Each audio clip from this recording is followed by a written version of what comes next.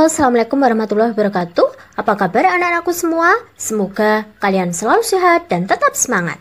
Baik, selamat datang kembali di Mulyaningsih Channel. Pada kesempatan ini, kita akan membahas materi tentang teks editorial. Silahkan kalian simak, dan bagi yang belum subscribe, silahkan subscribe. Baik, tujuan dari pembelajaran kali ini, siswa diharapkan mampu 1. Mengidentifikasi informasi dalam teks editorial, 2. Menganalisis struktur teks editorial, kemudian menganalisis unsur kebahasaan teks editorial, terakhir menulis teks editorial. Sebenarnya, apa itu teks editorial? Perhatikanlah contoh teks berikut. Kekhawatiran anak-anak terpapar konten negatif dari internet terjadi di negara lain pula. Uni Eropa mengkampanyekan penggunaan internet aman pada tahun 2004 yang dirayakan menjadi Hari Aman Berinternet Sedunia setiap tanggal 11 Februari. Kini, tak kurang dari 160 negara termasuk Indonesia bersama-sama memperingati Hari Aman Berinternet itu. Perayaan yang digelar sejak tahun 2005 adalah peringatan agar konten negatif di internet tak merasuki warga dunia.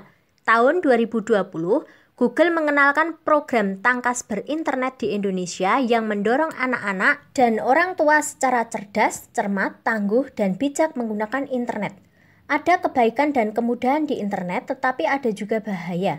Orang tua dan publik harus bijak berinternet serta mendampingi anak-anak secara benar dan tepat dalam memanfaatkan kemajuan teknologi itu. Kesadaran memanfaatkan internet secara bijak bukan hanya tanggung jawab perusahaan berbasis digital, tetapi terlebih lagi pada masyarakat dan negara.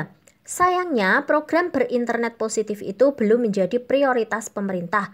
Program itu masih sporadis bergantung momen. Program literasi internet pun belum tersosialisasi melalui lembaga pendidikan dan di masyarakat.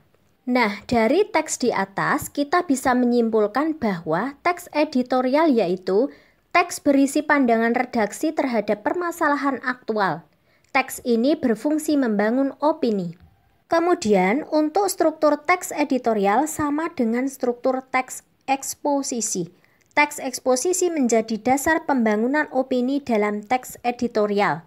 Struktur yang pertama yaitu pengenalan isu, kemudian diikuti argumen-argumen atau tanggapan redaksi, terakhir penegasan ulang yang berisi simpulan, saran, dan rekomendasi.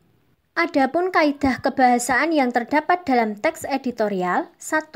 Penggunaan kalimat retoris, kemudian menggunakan kata-kata populer, ketiga menggunakan kata ganti penunjuk, terakhir banyaknya penggunaan konjungsi kausalitas seperti sebab, karena, oleh sebab itu, dan sebagainya.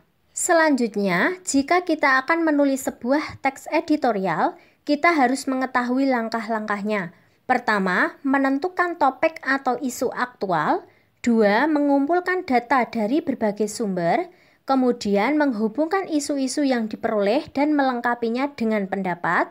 Terakhir, berikan simpulan dan rekomendasi atau saran untuk memberikan solusi atas isu yang berkembang. Baik, demikian tadi materi teks editorial yang bisa Buning sampaikan. Semoga bermanfaat. Sampai jumpa di lain waktu. Wassalamualaikum warahmatullahi wabarakatuh.